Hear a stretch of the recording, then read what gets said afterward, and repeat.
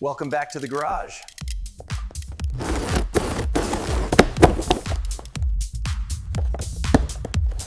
This is the moment I've been waiting for. We've all been waiting for. Unboxing video of something very special. Crack it open and see what lingers. It's Christmas time early. Can you guess what it is? Something that's been revived for the M52 engine upgrade from back then. A company called Schrick made it. Wasn't available anymore. And I've been wanting to get my hands on one of these for a long time. And this company, Bar-Tek, actually started reproducing the same thing as Schrick did. Well thought after mod back in the day. And here it is. My precious. Here we go. Remake of the famous Schrick M52 manifold. All cast aluminum. Here it is. It's back. I'll have to examine it a bit better. So here it is in all its glory. Famous Schrick manifold. It's back.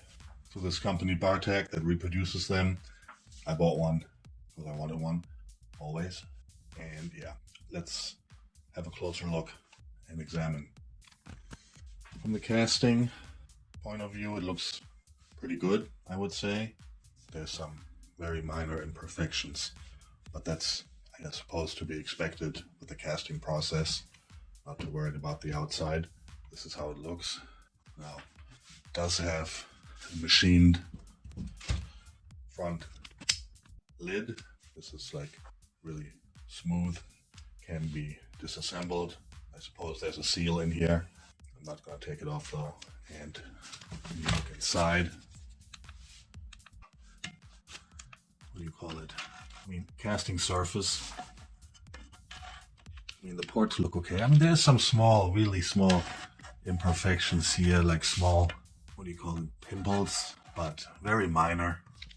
I wouldn't really touch this. I mean, I suppose you could start porting this here in here. You could, if you wanted to. I'm not sure. Maybe I will open the lid and have a look. I don't know yet. But what I'm definitely gonna do, if you look at the intake side, turn it around. Okay. This is the machined surface to the head, which is really smooth and flat. I checked it. It is flat. It's not like a banana or crooked. And contrary to the original Schrick manifold, which didn't have the provisions for the seal rubber gasket, it used to be flat. You had to put like a paper seal on here. So they changed this on the Rebirth or the new version, where you can install the stock M52 intake manifold gasket. Now this is just an M50 one, just for demonstration purposes, which fits in here just fine. So that is a plus. You don't have to worry about a paper gasket or making one your own. You can fit the normal gasket of the M52. Then of course we have the provision lid for the connections for the M52 PCV, the cyclone and idle air control and other vacuum parts, which is plug and play. Also you can see in here. The finish is pretty good inside from this point of view. This will seal with the stock gasket. Just transfer the plate over and then you have provisions for the holder and other things, making it really plug and play. In contrary to the M50 manifold. Now let's check the port size. Port size is in fact just like the M50 manifold or the head, M52 head. Come on, 55 thereabouts, which is correct. And then it's 24.5, 25 this height, which is exactly the M50 manifold size. So that's that. Now what I am gonna definitely do is, if you look in here, I mean the casting is fairly smooth. You see some imperfections here, which can be smoothed out, these small humps. Here's another one. just around the big hump, there's like 2 small casting imperfections. This one doesn't have it. This is smooth. Maybe some minor pimples on the side here, which can be just grounded away smooth. Same here, really minor things. Will it do anything? Probably not, but just for good measure, I'd like to smooth it out a little bit. Same here on the ends. It's pretty good. There's this thing here, this corner or this edge can be smoothened a bit more. So that's what I'm gonna do. I have my Dremel and I'm just gonna smooth out these things a little bit. Not go wild, just the imperfections. Not sure if I'm gonna open the lid and do any porting on that side.